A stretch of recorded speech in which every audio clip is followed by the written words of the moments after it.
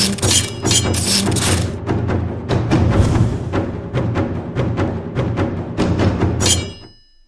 guys, welcome to another episode.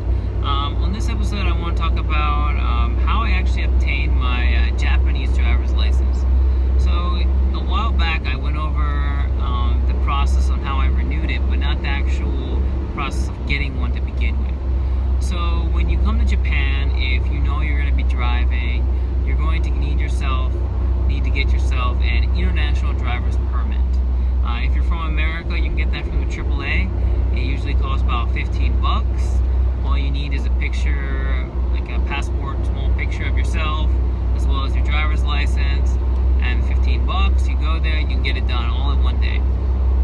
And basically that international permit will allow you to drive in Japan, or actually it's 100-some different countries for a certain set duration. For Japan, it's 1 year. So anyways, after my 1 year was up, I made an appointment at the driving center. Unfortunately, bad news if you're from America is that because America, each state has their own regulations as far as driving is concerned and what's exactly on the driver exam.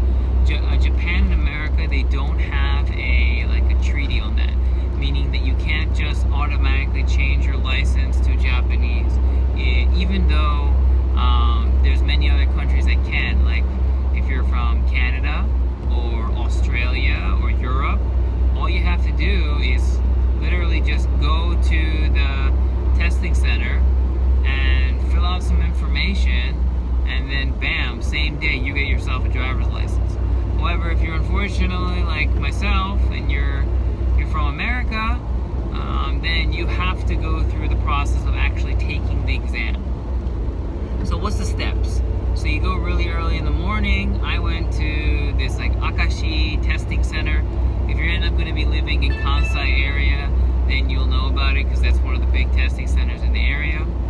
So you go there, you have to make an appointment. They ask you a bunch of questions, how long you've been driving, like questions about you back home. They need you to bring your passport with you. I'm not sure why, but they do. And then along with that, they do like an eye test and all this, and then you make an appointment for the next time. You can't even make the appointment the same day. Maybe if you're lucky you can, but in my case I wasn't. So I made an appointment, and I think it was a week or 2 weeks later, I had to go back for the actual test. The actual test lasts about maybe 30 minutes. They allow you to walk the course prior to the test. So basically they gave me a map. They told me when was a free time that like no one's using the testing area, and you're allowed to go and walk the map. So I go out, I walk the map. It doesn't feel like it's too difficult, and I'm like, okay. So then for the testing, they divide us into groups on individuals who are taking the the automatic transmission test, which I did, or the manual test. So they divvy you up in different groups. I was the second person in one vehicle, so after this girl went first, I was next. And you know, first thing is you always want to check the car, walk around it if you want, look underneath, get inside. And the car at that time, it was hot, so before you even want to put on your seatbelt, which normally you would think to do, you want to turn on the car first, because then the AC will start blasting, and the instructor will be more happy because it will be cool.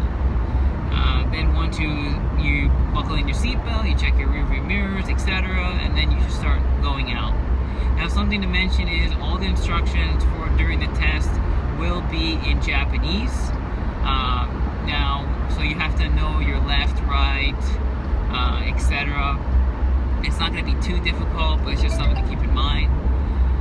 Unfortunately, when I was driving, I did the parallel parking really well, except the problem I had was basically there was a stop sign, and I had stopped, but I stopped just a little bit over the line, and that was it.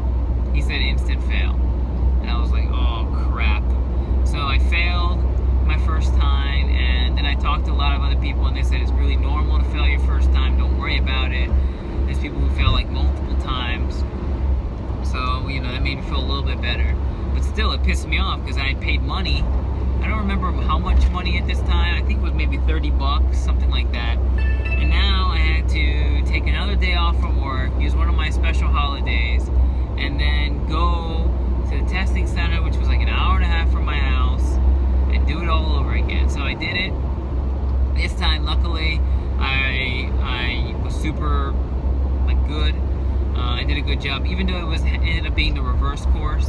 Basically, there's two different courses, one that goes forward and the other one goes backwards. It's the same course, but different starting direction. It makes it kind of feel different. It's how they try and trick you up or trip you up a little bit. But then after that, took the exam. The guy said you passed. Super pumped. And then that day, I got my license, my very first license. They took another picture, and that was the picture on the license.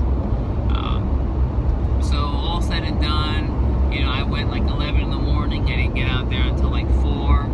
So it was a very long process, but I got it, and I was good to go. If you have any questions about this video, or specifically about the test in general, or any of my videos, or anything about in Japan in general, just, you know, comment down below, and I'll get back to you as soon as I can. Alright guys, hope you found this video informative, and I hope you have a good one. Alright guys, bye.